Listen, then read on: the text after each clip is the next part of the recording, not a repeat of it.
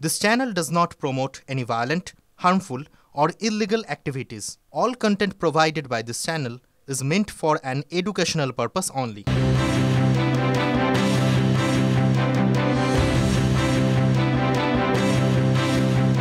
তৃণমূল সরকারকে একেবারে উত্তরবঙ্গ বিরোধী বলে আক্রমণ করলেন শুভেন্দু অধিকারী। তিনি বললেন যে তৃণমূল কংগ্রেস উত্তরবঙ্গের মানুষজনের জন্য কিচ্ছু করেনি, বিজেপি ক্ষমতায় আসলে তারা উত্তরবঙ্গের মানুষকে অগ্রাধিকার দেবে, তাদের জন্য কাজ করবে, আশ্বাস রাজ্যের বিরোধী দলনেতার।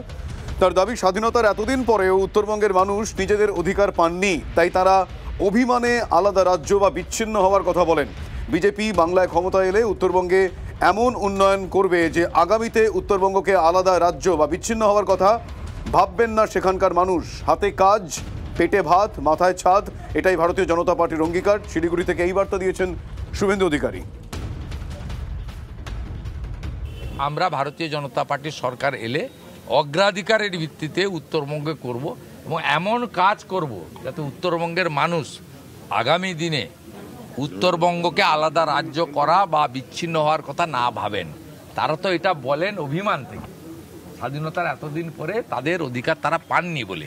সেটা বিজেপি কাজের মধ্য দিয়ে উত্তরবঙ্গের মানুষকে দক্ষিণবঙ্গের সঙ্গে, কলকাতার সঙ্গে আরও সম্পৃক্ত করবে, দৃঢ় করবে, এই বিশ্বাস আপনারা রাখতে পারেন।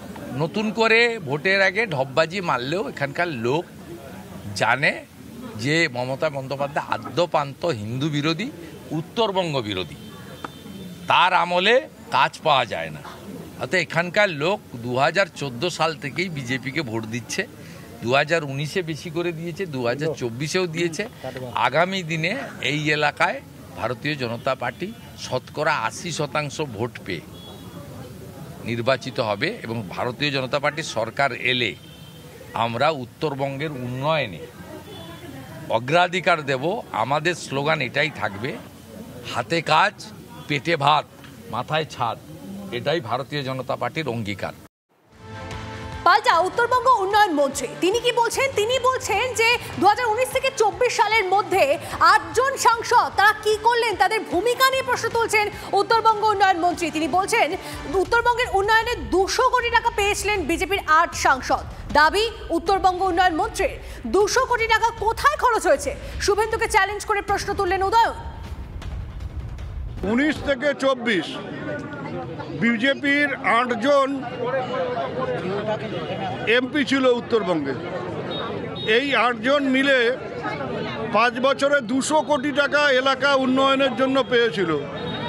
ওই 200 কোটি টাকা খরচ করে বিজেপি কি উন্নয়ন করেছে উত্তরবঙ্গের জন্য, যদি ওর দম থাকে প্রত্যেকটা শহরের গিয়ে সেখানকার চৌপতিতে দাঁড়িয়ে ও যেন এই কথাটা বলার সাহস দেখায় যে আমাদের এমপিদের 200 কোটি টাকা আমরা এই কাজে খরচ করেছি। উদয়নগড় বক্তব্য তো আপনারা শুনলেন, কিন্তু এর আগে উত্তরবঙ্গের দাবি প্রসঙ্গে কি বলেছিলেন ডাবগ্রাম ফুলবাড়ির বিজেপি বিধায়ক শিখা চট্টোপাধ্যায় ও বিজেপির রাজ্যসভার সাংসদ অনন্ত মহারাজ। শুনুন একবার। উত্তরবঙ্গ আলাদা করে দেওয়ার কথা একমাত্র মানুষ বলছে, আমরা মানুষের প্রতিনিধি। জনগণ যা বলবে সেটা তো আমার এখানে ফরওয়ার্ড করা দরকার। মানুষ বারবার বলছে আমাদের এখানে নদী ভেঙে যাচ্ছে, তার কোনো ভাঙনের কোনো জায়গা নেই, কোনো কর্মসংস্থান নেই। মানুষের এত বেশি ক্ষোভ। মানুষ বলছে আপনারা কি করছেন? আপনারা বিধানসভায় আপনাদেরকে পাঠিয়েছি, আপনারা অন্তত চিন্তা ভাবনা করুন, গিয়ে বলুন যে তারা যদি কাজ না করতে পারে উত্তরবঙ্গকে আলাদা করে দিই। এটা কেন্দ্রীয় শাসন হোক বা অন্য কিছু হোক, যেভাবে গোয়া চলছে সেভাবে চলবে। আমাদের উন্নয়নটা হোক, আমরা উন্নয়ন চাইছি। মানুষের কথা আমি ওখানে তুলে ধরেছি, এটা তো আমার কর্তব্য। নর্থ ইস্ট জোনের সঙ্গে উত্তরবঙ্গকে যুক্ত করতে হবে, এটা তুমি বারবার বলছি। একটা গভর্নমেন্টেরও কমিটমেন্ট আছে, এরা যুক্ত করবে। কিন্তু কথা হলো সেপারেট কুচবিহার স্টেট, কুচবিহার করে তারপরে পশ্চিমবঙ্গে নর্থ ইস্ট জোনের সঙ্গে ঢুকতে হবে। তো সেপারেট স্টেট কি হওয়া সম্ভব এখন? হওয়া মানে করতেই হবে। গভর্নমেন্টও কমিটমেন্ট করেছে ভাই, লিখিত পিএবি তো বলা আছে না, শুধু কথাটা উল্লেখ করে নেই, কিন্তু ভার্বেলি তো আমাদের কমিটমেন্ট করেছে। গভর্নমেন্ট বলেছে ইউনিয়ন টেরিটরি বানাবে বলে। সেটা কতদিনের মধ্যে হতে পারে দাদা, টাইম ফ্রেম? এখন গভর্নমেন্টকে দেখছি গভর্নমেন্ট কি করছে। বারবার তো আমি বলছি, এক কথা তো বারবার বলছি গভর্নমেন্টকে। উত্তরবঙ্গকে বঞ্চনা করছে কেন্দ্রীয় সরকারই। আজকে উত্তরবঙ্গে এই যে বন্যা বিধ্বস্ত হয়ে গেল, যেখানে গুজরাট বা বিজেপি শাসিত কোনো রাজ্যে যখন হয় তখন এত প্যাকেজ দেওয়া হয়, কেন উত্তরবঙ্গের জন্য স্পেশাল প্যাকেজ তারা দেয়নি? কেন এখানকার রেল ব্যবস্থাকে আরো আধুনিকরণ করছে না? এই লালমনিরহাট হয়ে গীতালদা হয়ে কলকাতা যে রুট করবার কথা ছিল সেটা কেন এখনো হয়নি? এই প্রশ্নগুলো আমরা শুভেন্দু বাবুকে করতে চাই যে কেন্দ্রীয় সরকার থাকা সত্ত্বেও আপনারা এই কাজগুলো কেন করছেন না। অপরদিকে বাংলা বাঁচাও যাত্রা শুরু করলো সিপিএম। কোচবিহারের তুফানগঞ্জ এখান থেকে কিন্তু মূলত এই যাত্রা শুরু হয়েছে। সেটিং তত্ত্বে ফের বিজেপি তৃণমূলকে একযোগে আক্রমণ করেছে সিপিএম। দিল্লিতে বিজেপি আছে বলেই বাংলায় তৃণমূল সরকার টিকে আছে। এতগুলো চাকরি চুরি হলেও পশ্চিমবঙ্গ দুর্নীতির স্বর্গরাজ্য হয়ে গেল, তাও তৃণমূল সরকারের উৎখাত হলো না। বাংলাকে বাঁচাতে পারে একমাত্র লাল ঝান্ডাই। বাংলা বাঁচাও যাত্রা থেকে দুই ফুলকে একযোগে আক্রমণ করলেন মীনাক্ষী। শুনে রাখুন, বিজেপির কর্মীদেরকে বলছি, আপনাদের নেতারা চাই বলে পিসি ভাইপো সরকারটা আছে, নইলে দিল্লিতে আছে, সিবিআই আছে, চাকরি বিক্রি হয়ে গেল, গোটা পশ্চিমবঙ্গে দুর্নীতির স্বর্গরাজ্য হয়ে গেল। কিন্তু এই পশ্চিমবঙ্গে এই সরকারটার উৎখাত হলো না। উৎখাত যদি চাই, লাল ঝান্ডা একমাত্র বিকল্প। তাই বাংলা বাঁচাওয়ের রাস্তাতে পশ্চিমবঙ্গের মানুষ হাঁটছে। আপনাদের শোনালাম ঠিক কি বলেছেন তিনি, আর এবারে আপনাদের শোনাই এই বিষয় নিয়ে কেন্দ্রীয় শিক্ষা প্রতিমন্ত্রী সুকান্ত মজুমদারের কি বক্তব্য, শুনুন। ও সিপিএম এর কাজ হচ্ছে ছাগলের তৃতীয় সন্তানের মতো এদিক ওদিকে গুতগুতি মারবে, এবং ওদের কাজ হচ্ছে তৃণমূলের বি টিম, তৃণমূলের ভোট কেটে, তৃণমূল বিরোধী ভোট কেটে তৃণমূলকে জেতানোই সিপিএম এর কাজ। এই লোকসভাতে 2.5 লক্ষ ভোট কেটে সুজন চক্রবর্তী তিনি সৌগত রায়কে জিতিয়েছেন। ট্যাসিড আন্ডারস্ট্যান্ডিং আছে। এই মুহূর্তে সিপিএম নেতা সুজন চক্রবর্তী রয়েছেন আমাদের সঙ্গে। আপনাকে স্বাগত টিভি9 বাংলায়। দেখুন, আপনাদের এই যে বাংলা বাঁচাও যাত্রা, তাকে কটাক্ষ করছেন সুকান্ত মজুমদার। শুধুমাত্র কটাক্ষ নয়, তৃণমূলের বি টিম সিপিএম এই ভাষাতে কটাক্ষ করেছেন তিনি। সুকান্ত মজুমদার এখন কেন্দ্রের শিক্ষামন্ত্রী, সবটা ঠিক মতো বললে বড্ড খারাপ লাগবে, অতটা আমি বলতে খুব চাই না, কিন্তু বাংলা বাঁচাও যাত্রাটা এমন ওদের হিট করেছে যে তৃণমূলের পরিবর্তন স্লোগানটাকে সঙ্গে নিয়ে এখন কাউন্টার করার জন্য পরিবর্তন যাত্রায় নেমেছে। না বোঝার কিছু নেই তো, সব ফালতু কাজ। আমি বলছি, ও খুব দুঃখ হয়েছে যে আমি কেন 2.5 লক্ষের বেশি ভোট পেলাম এবং তাতে ওদের দলের প্রার্থী হেরে গেল। তো ওর কি ধারণা হয়েছিল নাকি যে আমার কাজ হবে বিজেপিকে জেতানোর জন্য সাহায্য করা? ও কি ভেবেছে এরকম যে তৃণমূল এসে বিজেপিকে বিভিন্ন জায়গায় স্পেস ছেড়ে দিয়ে তৃণমূল বকলমে বিজেপি তৈরি করে দিয়েছে বলে ওই রকম ধারায় সিপিআইএম চলে? এরকম যদি ধারণা থাকে তাহলে মূর্খের স্বর্গে বাস করছে। এটা আমাদের কাজ নয়। তৃণমূল বিজেপি দুইয়ের বিরুদ্ধে আমাদের লড়াই। এটা বিজেপি অথবা তৃণমূল বলবে বিজেপির বি টিম, বিজেপি বলবে তৃণমূলের বি টিম। আসলে পারস্পরিক বিজেপি তৃণমূলের আন্ডারস্ট্যান্ডিং ধরা পড়ে যাচ্ছে বলে আমাদের উপর রাগ বাড়ছে। আমরা বিজেপিকে হারাবো, তৃণমূলকেও হারাবো। ধন্যবাদ আপনাকে। টাটাকে রাজ্য ছাড়া করেছে তৃণমূল কংগ্রেস, তাই পরিবর্তন দরকার। ঠিক এই সুর শোনা গেল শুভেন্দু অধিকারীর কণ্ঠে। লুট বন্ধ করতে সরকারের বদল দরকার। চ্যাংড়াবান্ধায় পরিবর্তন সংকল্প যাত্রায় 26-এর নির্বাচনে তৃণমূলকে হারানোর ডাক ঠিক এইভাবেই দিলেন শুভেন্দু অধিকারী। কেন পরিবর্তন দরকার? রতন টাটাকে তাড়িয়েছেন ইনি। ইনার আমলে 6888 শিল্প বন্ধ হয়েছে। কোথায় গেলেন পরেশ বাবু? কোথায় গেলেন মমতা ব্যানার্জি? মেকলিগঞ্জে এখনো হিমঘর হলো না কেন? মেকলিগঞ্জে উন্নয়ন হলো না কেন? লাইন দিয়ে ওভারলোডিং পাথর গাড়িগুলো দাঁড়িয়ে আছে। প্রত্যেক দিন, প্রতি ঘন্টায়, প্রতি মিনিটে, প্রতি ট্রাক থেকে 10,000 টাকা মিনিমাম পুলিশ তোলে, 2,500 টাকা রাখে, 7,500 টাকা পিসি ভাইপোর কাছে কলকাতায় পাঠায়। আজকে লুট চলছে। আজকে চুরি হয়নি এমন কোন জায়গা নেই। এদিকে 26-এর ভোটে এবার দিন হাজায় উদয়ন গুহকে 50,000 ভোটে হারানোর চ্যালেঞ্জ শুভেন্দু অধিকারী। তার নিজের বাবাকে চোর বলে, তার থেকে বড় পাগল আর ভারতবর্ষে।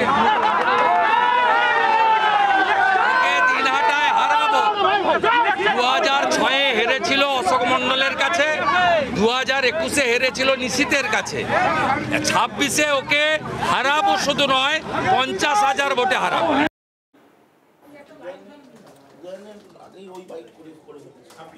অন্যদিকে জলপাইগুড়ির এসসি এসটি ওবিসি তৃণমূলের সেলের যে সভাপতি কৃষ্ণ দাস, তিনি যে মন্তব্য করেছেন সেটা দলকে অস্বস্তিতে ফেলে দিয়েছে, অস্বস্তি বাড়িয়েছে। তার কারণ তিনি বলছেন যে ভোটের সময় ভোটারদের কথা মনে রাখেন তিনি, কিন্তু ভোট চলে গেলে নেতারা ভোটারদের কথা মাথায় রাখে না। তিনি এটা বলতে গিয়ে ঠিক এভাবেই বলেছেন যে ভোটের বেলায় কাজী, ভোট পেরোলেই পাজি, ভোটের সময় মর্যাদা মেলে, ভোট শেষ হলে পাত্তা দেন না। বিতর্কিত এই মন্তব্য করেছেন জলপাইগুড়ির তৃণমূলের এসসি এসটি ওবিসি সেলের সভাপতি, যার নাম কৃষ্ণ দাস। 26-এর ভোটের আগে দলের মন্তব্যে খুবই অস্বস্তিতে দল তার এই মন্তব্যে। ভোট নিলাম কিন্তু ভোট শেষ হলে মানুষকে পাত্তা দিলাম না, এসব আমার বরদাস্ত হয় না, তিনি এটা বলেছেন। শুধু তাই নয়, তিনি এটাও বলেছেন যে আমি প্রকাশ্যে এসব বলে ফেলি বলে দলের একাংশের কাছে আমি চক্ষুশূল। শুনুন তিনি কি বলেছেন।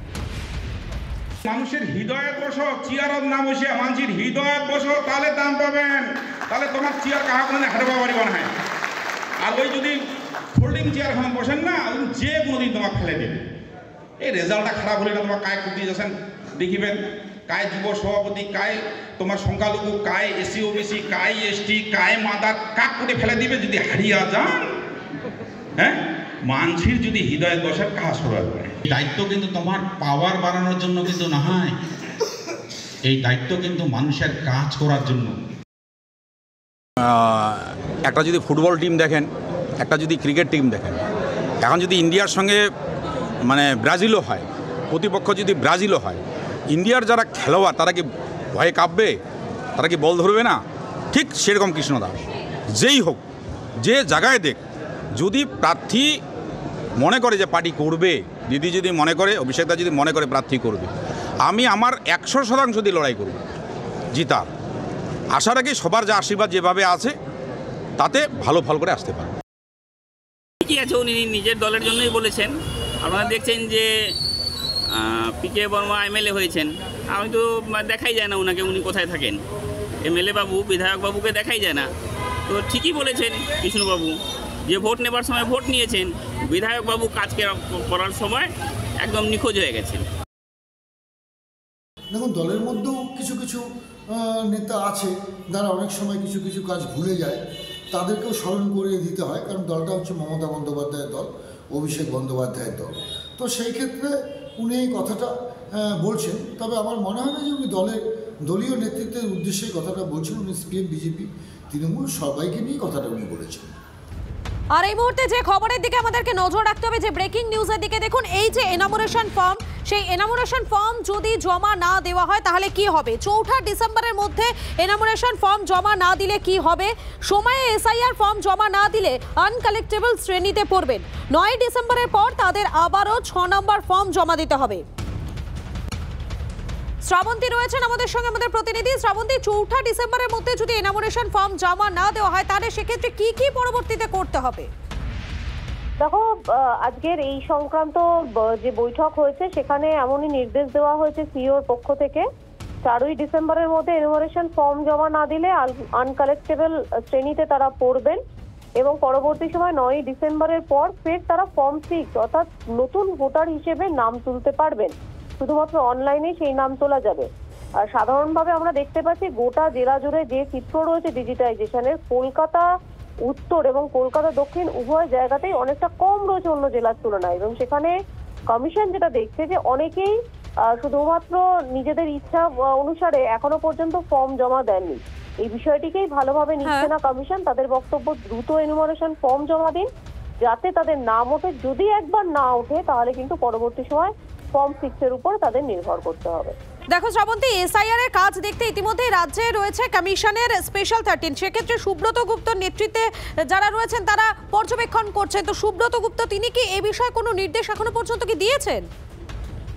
দেখো, প্রত্যেকভাবেই আজকের ইয়ারদের সঙ্গে যে বৈঠকটা ছিল সেটা তার নেতৃত্বেই হয়েছে এবং সেখানে যেমনভাবে মৃত ভোটারদের কথা বারবার উল্লেখ হয়েছে যে মৃত ভোটারদের ক্ষেত্রে সতর্ক হতে হবে। এর আগেও তুমি দেখেছো প্রত্যেকটি নির্বাচনের ক্ষেত্রে রাজনৈতিক দলেরা আলাদা করে এই মৃতদের তালিকা যাতে নির্ভুল হয় সেটার জন্য বলে এসেছেন। আর আজকের সুব্রত গুপ্তর নেতৃত্বে যে বৈঠক হয়েছে সেখানেও বারবার এই ইনস্ট্রাকশনটাই গেছে যে পরবর্তী সময় যেন কোনো রকম এই ক্ষেত্রে ভুল না হয়ে থাকে, নির্ভুল খসড়া তালিকা প্রকাশের নির্দেশ দেওয়া হয়েছে এই অবজারভারের পক্ষ থেকে। ধন্যবাদ শ্রাবন্তী। এদিকে আরো কিছু চাঞ্চল্যকর খবর আসছে, জানেন তো, কড়ি দিলেই কাঁটাতার পার। এই যে কাঁটাতার পার করে অনুপ্রবেশকারীরা এসেছে এপার বাংলায়, কত রেট তার? 5 থেকে 10,000 টাকা। হ্যাঁ, মাত্র এই টাকা দিয়েই তারা TV9 বাংলার ক্যামেরার সামনে জানিয়েছে, স্বীকার করে নিয়েছে যে এভাবেই তারা অনুপ্রবেশ করেছে। এদিকে SIR এর তারা খেয়ে বাংলাদেশে পালানোর হিড়িক অনুপ্রবেশকারীদের। স্বরূপনগরের হাকিমপুর সীমান্তে বাংলাদেশিদের ভিড়, ছবিটা দেখুন। বাংলাদেশের কোথায় বাড়ি? সাতক্ষীরা জেলায়। কোথায় থাকতেন? ডানকুনি। এখানে কিভাবে এসেছিলেন? চোরাই পথে এসেছিলাম। আচ্ছা, কত টাকা খরচ হয়েছিল? 10। আমি 1.5 বছর মতো এসেছি। পালাচ্ছেন কেন? এর জন্য ঝামেলা হচ্ছে, এর জন্য এখানে বাংলাদেশের লোককে থাকতে দেবে না, তার জন্য চলে যাচ্ছি। কোথায় থাকতেন? বোম্বে। আর বাংলাদেশের কোথায় বাড়ি? সাতক্ষীরা জেলায়। কোথায়? সাতক্ষীরা জেলা। কি কাজ করতেন? ও বাদল করতাম। এখন কোথায় যাচ্ছেন? বাড়ি যাচ্ছে। বাড়ি কোথায়? সাতক্ষীরায়। কেন? SIR হচ্ছে এটির জন্য। আপনাদের কাগজপত্র নেই? না। ভোটার কার্ড আছে? না না, কোনো কিছু নেই। সবাই যেরকম করে এসেছে আমরা এরকম করে এসেছি। দালাল ধরে এসেছিলেন, তাই তো? কত টাকা খরচ হয়েছিল আসতে? হ্যাঁ, 15,000 টাকা নিল। আপনারা জানেন দেশ জুড়ে রাজভবনের নাম বদল হচ্ছে। বাংলায় রাজভবনের নাম বদলে হলো লোকভবন। নতুন নাম রাজভবনের লোকভবন। কেন্দ্রের তরফ থেকে অনুমতি পাওয়ার পরে আনুষ্ঠানিক ঘোষণা। আপনারা জানেন রাজভবনের নাম পরিবর্তনের প্রস্তাব নিয়ে একটা আলোচনা চলছিল। কেন্দ্রের অনুমোদন পাওয়ার পরই আনুষ্ঠানিক ঘোষণা হলো বাংলায় রাজভবনের নতুন নাম হলো লোকভবন। বেপরোয়া তৃণমূল কর্মীর গাড়ি ঘরের মধ্যে ঢুকে পিষে দিল শিশুকে, মৃত্যুর সঙ্গে পাঞ্জা লড়ছেন মা। মালদার আরাপুরের ঘটনায় ক্ষোভের আগুনে তুঙ্গে রাজনৈতিক চাপানুতর। ঘটনার পর থেকেই ফুঁসছেন আরাপুর কোতোয়ালির বাসিন্দারা। অবরোধ তুলতে এলে পুলিশের গাড়িতেও হামলা চলে। পরিস্থিতি সামালে পুলিশকে লাঠিচার্জ এবং কাঁদানে গ্যাসের শেল ফাটাতে হয়। ছোট্ট শিশুর মৃত্যুর দায় কে নেবে? শাসক দলকে বিধে সরব বিরোধীরা।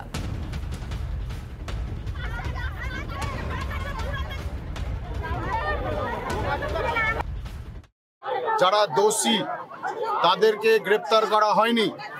পুলিশ গত রাত্রে এসে যেভাবে গাড়িটাকে উদ্ধার করেছে, ভোর 4:30টার সময় রাতের অন্ধকারে চোরের মতো, একজন পুলিশ অফিসারের যদি এই দায়িত্ব, এই ভূমিকা থাকে, তাহলে বুঝতে হবে যে কোথায় আমাদের পশ্চিমবাংলায় আইন ব্যবস্থা কোথায় গিয়ে দাঁড়িয়েছে।